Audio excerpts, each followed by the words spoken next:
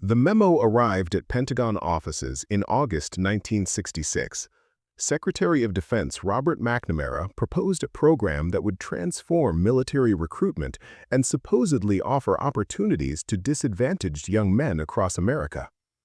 Project 100,000 aimed to induct 100,000 men per year who'd previously been rejected from military service due to low scores on the Armed Forces Qualification Test.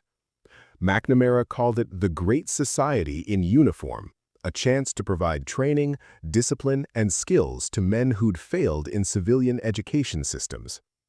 The reality was different. Project 100,000 became one of the most cynical manpower programs in American military history, funneling poorly educated men disproportionately into combat roles where they died at rates far higher than other servicemen.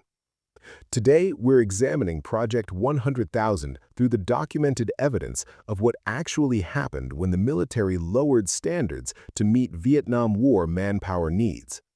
This comes from Department of Defense Studies, congressional investigations, academic research tracking outcomes, and the accounts of men who served under the program. This isn't speculation or political commentary.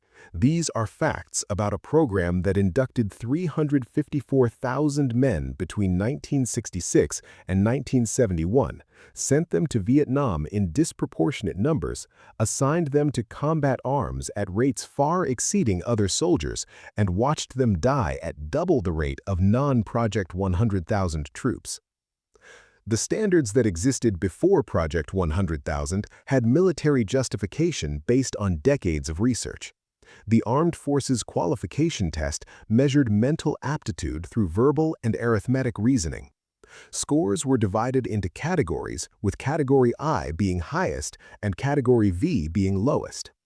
Prior to Project 100,000, men scoring in Categories 4 through V were generally rejected from military service.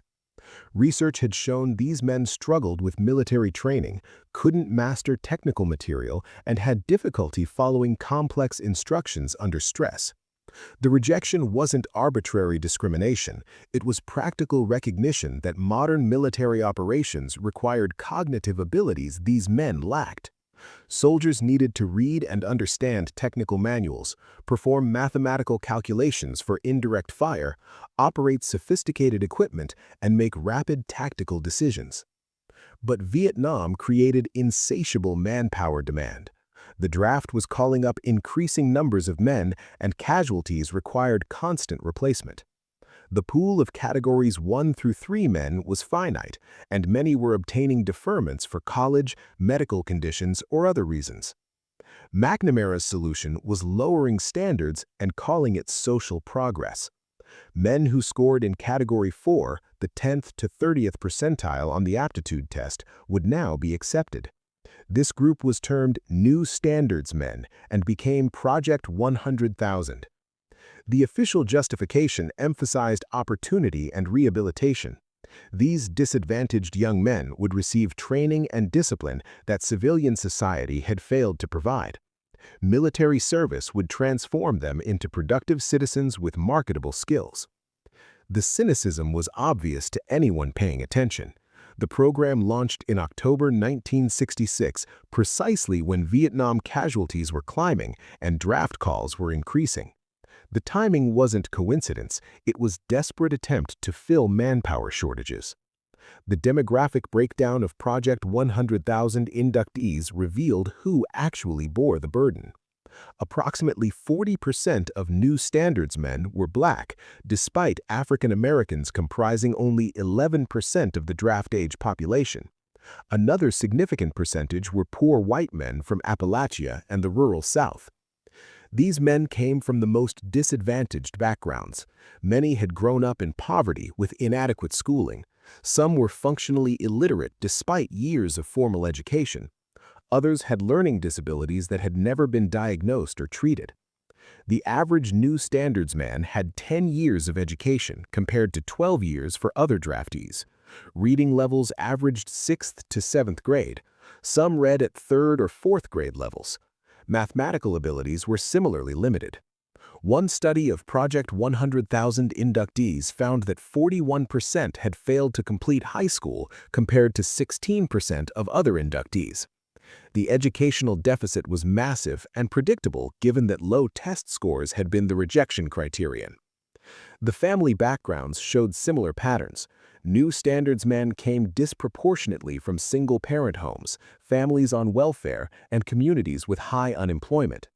They'd experienced disadvantages throughout childhood that contributed to poor test performance. The training these men received was abbreviated and inadequate.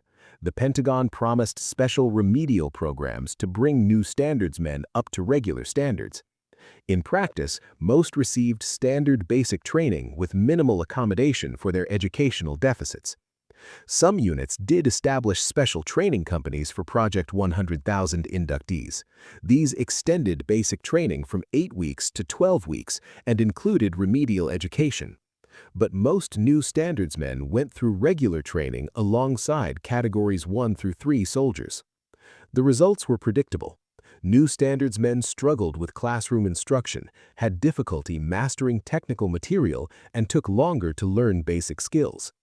Drill sergeants complained that these soldiers required constant repetition and intensive supervision. The pass rates for training were lower for new standards men. Some washed out entirely and were discharged. Others barely scraped through with minimal competency. Very few excelled. The promise of technical training that would provide civilian career skills proved largely false. Project 100,000 men were assigned to military occupational specialties at rates dramatically different from other soldiers. According to Department of Defense data analyzed by researchers, new standards men were assigned to combat arms, infantry, armor, artillery, at rates approximately double those of other inductees. Conversely, they were significantly underrepresented in technical, administrative, and skilled positions. The pattern was clear and damning. The men who most needed training and education to succeed in civilian life were instead put in combat roles requiring minimal technical skills but maximum exposure to enemy fire. One analysis found that 40% of new standards men went into infantry compared to 25% of categories I through 3 soldiers. For armor and artillery, the disparities were similar. Meanwhile, only 3% of Project 100,000 men received electronics training compared to 12% of other soldiers. The justification was that these men lacked the cognitive ability for technical training. The aptitude tests that had originally excluded them supposedly proved they couldn't master complex skills, so they were assigned to jobs where, as one officer bluntly stated, all you need to do is carry a rifle and follow orders. This assignment pattern meant Project 100,000 men went to Vietnam at higher rates than other soldiers. Combat arms specialties deployed to Vietnam, while many technical specialties remained stateside or in rear areas. The casualty statistics revealed the deadly consequences of these policies. Project 100,000 men died in Vietnam at approximately double the rate of non-Project 100,000 troops, according to multiple studies that tracked outcomes. An estimated 5,478 Project 100,000 men died in Vietnam out of approximately 354,000 total inductees. This represents a death rate around 1.5% compared to roughly 0.7% for other Vietnam-era servicemen. The disparity resulted directly from assignment patterns. Men in infantry died at far higher rates than men in supply, administration, or technical positions. Assigning disproportionate numbers of Project 100,000 men to infantry guaranteed disproportionate casualties. The individual stories behind these statistics were tragic. Young men who'd already been failed by educational systems, who came from poverty and disadvantage, who scored low on aptitude tests, partly because they'd never had adequate schooling, these men were given minimal training and sent to die in jungle combat. Hamilton College professor Lisa Xiao Chen researched individual Project 100,000 casualties and found heartbreaking patterns. Many came from families that could barely read the letters notifying them of their sons' deaths. Some had been classified as borderline mentally disabled but were inducted anyway. One case involved a 20-year-old from rural Mississippi who dropped out of school in 8th grade to help support his family. He scored in Category 4, was inducted under Project 100,000, received 8 weeks basic training, and was in Vietnam 4 months after induction. He died in a firefight 6 weeks after arriving in country. His company commander later stated he'd struggled to learn even basic infantry tactics. Another documented case was a young man from Appalachia who was functionally illiterate when inducted. He couldn't read maps or understand written orders. His squad leader had to explain everything verbally multiple times. He was killed when he failed to properly identify friendly versus enemy positions during a confused engagement. These weren't isolated tragedies.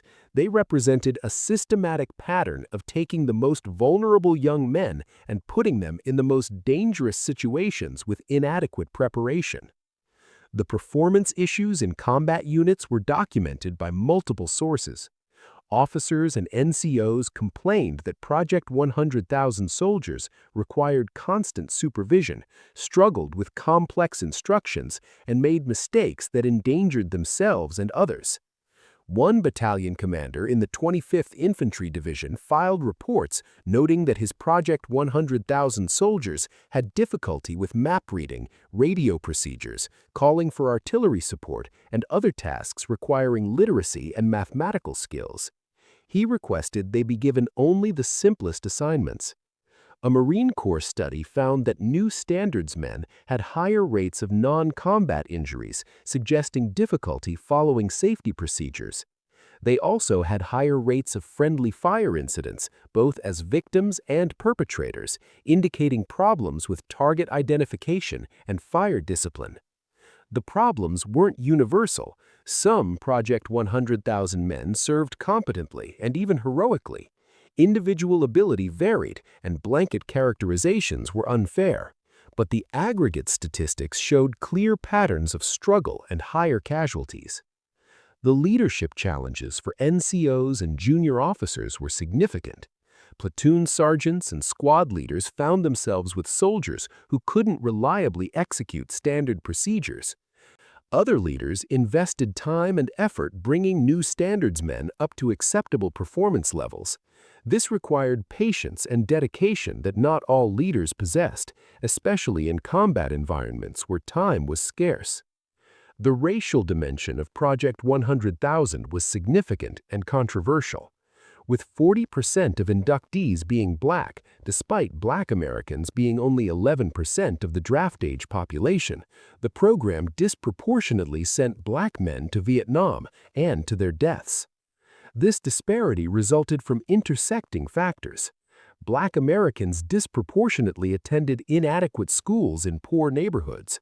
Educational outcomes were worse on average due to systemic racism and resource inequity. This meant black men scored lower on aptitude tests that measured educational achievement as much as inherent ability. When the military lowered standards and accepted Category 4 scores, it swept up disproportionate numbers of black men whose low scores reflected failed educational systems rather than inability to learn. Civil rights leaders condemned Project 100,000 as racist exploitation. Whitney Young of the Urban League called it a program to draft the mentally retarded for combat. Martin Luther King Jr. referenced the program in his criticism of the war, noting that poor black men were dying in disproportionate numbers. The NAACP conducted studies documenting that black Project 100,000 men were even more likely than white new standards men to be assigned to combat arms. The racial disparity was bad. Within the program itself, racial discrimination made outcomes even worse for black soldiers. One particularly damning statistic showed that in 1966-1967, black soldiers comprised 16% of combat deaths, despite being 11% of military personnel. Within that disparity, Project 100,000 contributed significantly: disproportionately Black, disproportionately assigned to combat, disproportionately dying. The geographic patterns showed rural, poor white men also bore excessive burden. Appalachian states like West Virginia, Kentucky, and Tennessee contributed disproportionate numbers of Project 100,000 inductees. These areas had poor schools, limited opportunities, and young men who scored low on tests measuring what they'd never been taught. The class dimension was undeniable. Project 100,000 inductees came overwhelmingly from poverty. Middle-class and wealthy men avoided the draft through college deferments, medical exemptions, or connections. When caught by the draft, they had education and test scores that kept them out of combat arms. Working-class and poor men had no such advantages. They couldn't avoid the draft and couldn't score high enough on tests to get technical specialties, so they went to infantry and died. The promise of post-service benefits and training rang hollow for Project 100,000 veterans. The men who survived Vietnam returned home without the skills supposedly provided by military service. Having served primarily in combat arms, they had no marketable technical training. Infantry skills didn't translate to civilian employment. They came home to the same poverty and limited opportunities they'd left, now with combat trauma added.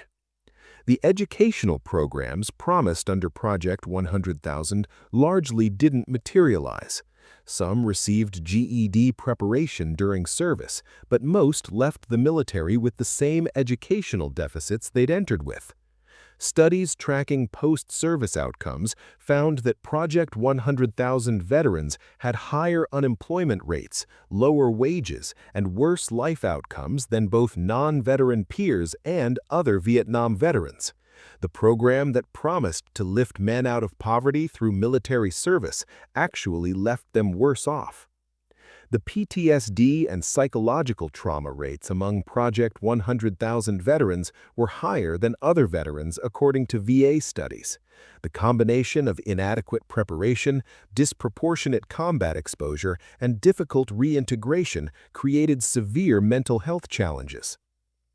Homelessness rates among Project 100,000 veterans were approximately 50% higher than other Vietnam veterans in studies conducted in the 1980s and 1990s.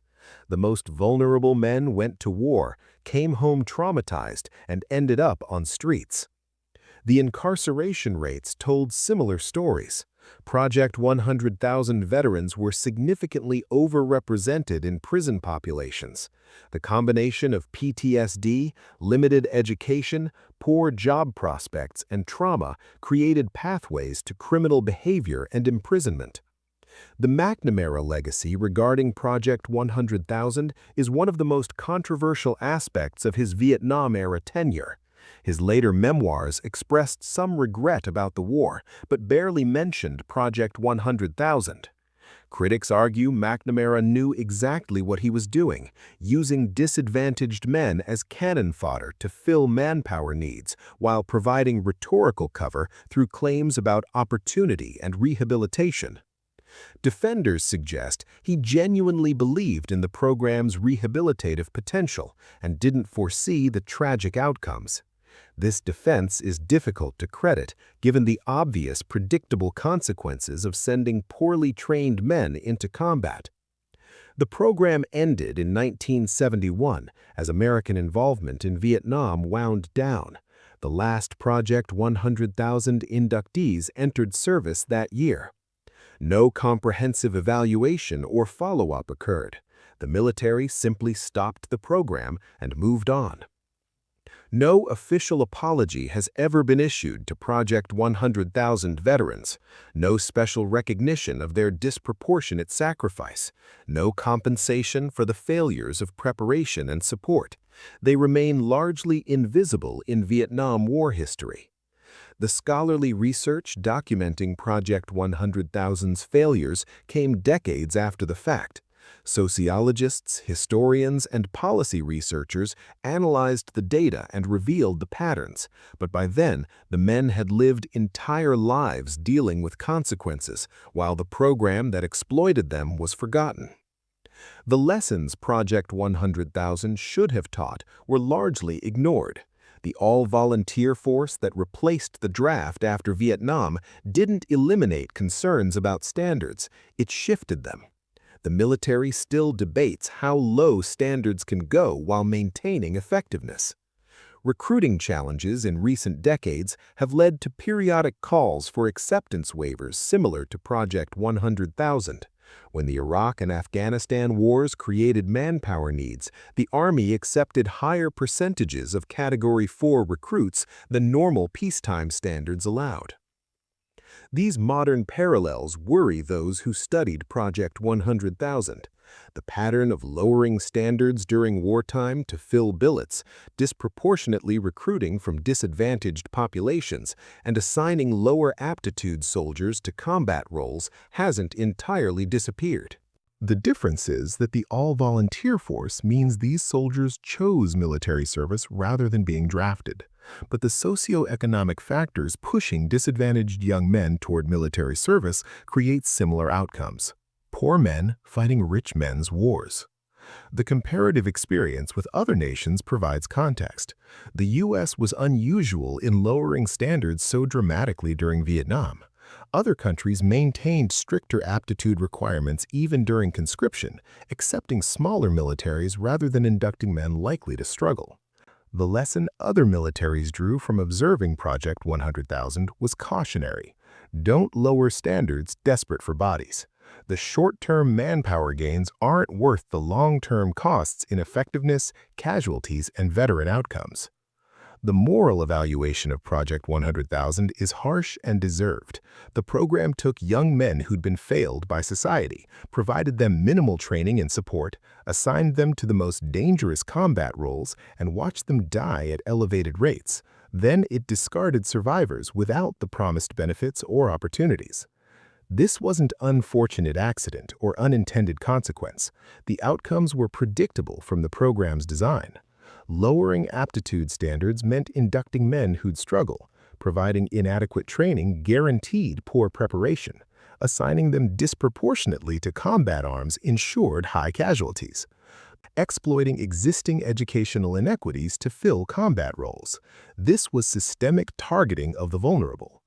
The rhetorical cover about opportunity and the Great Society was cynical manipulation. Calling it a social program while using it to generate combat troops was dishonest. The men inducted under Project 100,000 weren't receiving opportunities, they were being used up. The individual stories deserve remembering. Each of the 5,478 Project 100,000 men who died in Vietnam was a human being with family, dreams, and potential. They deserved better than being swept up by lowered standards, given inadequate training, and sent to die in jungle firefights. The survivors deserved better too. The men who came home wounded, traumatized, or psychologically damaged should have received the support promised. Instead, they faced the same disadvantages they'd grown up with, now compounded by war trauma. The statistics can numb us to the human cost. Talking about 354,000 inductees and 5,478 deaths turns people into numbers, but each number was someone's son, brother, friend. Each death devastated families and communities. The lack of accountability is striking. No one responsible for Project 100,000 faced consequences for its failures. McNamara's reputation suffered from broader Vietnam policies, but not specifically from this program. Military officials who implemented it retired with honors. Politicians who supported it moved on to other issues. The veterans organizations have tried to bring attention to Project 100,000, but with limited success. The program doesn't fit neat narratives about Vietnam. It's not about combat tactics or anti-war protests. It's about bureaucratic decisions that killed thousands of disadvantaged young men. The documentation exists in military archives, academic studies, and scattered veteran accounts. The facts are available to anyone who looks, but Project 100,000 remains largely unknown outside specialist circles studying Vietnam-era military policy. This obscurity serves those who'd prefer Project 100,000 remain forgotten. Acknowledging it means confronting ugly truths about class, race, and how America treated its most vulnerable citizens during Vietnam. The comparison to later volunteer service is instructive. Modern military recruiting emphasizes opportunity, training, and career development. Standards are maintained and recruits are matched to appropriate specialties based on aptitude. This represents lessons learned, though perhaps not directly from Project 100,000's failures. The all-volunteer force works partly because it doesn't conscript men unable to meet standards, then send them to die in jungle firefights. But the fundamental question remains relevant. Who fights America's wars?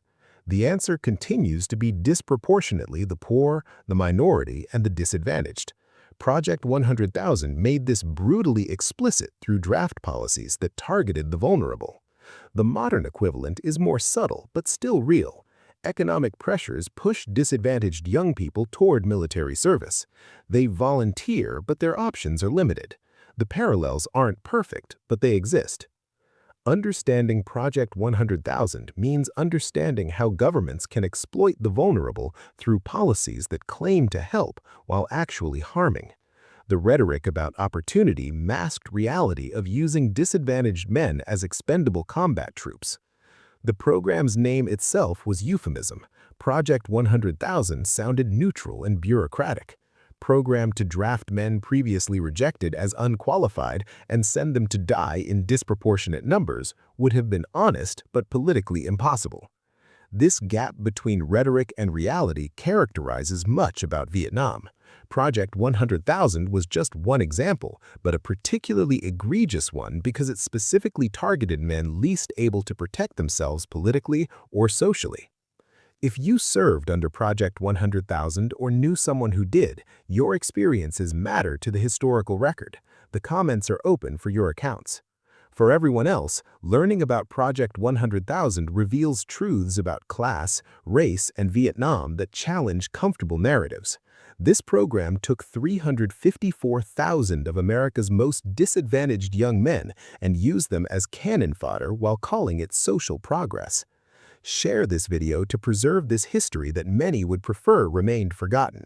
The sources are in the description for deeper research into Project 100,000's documentation and impacts.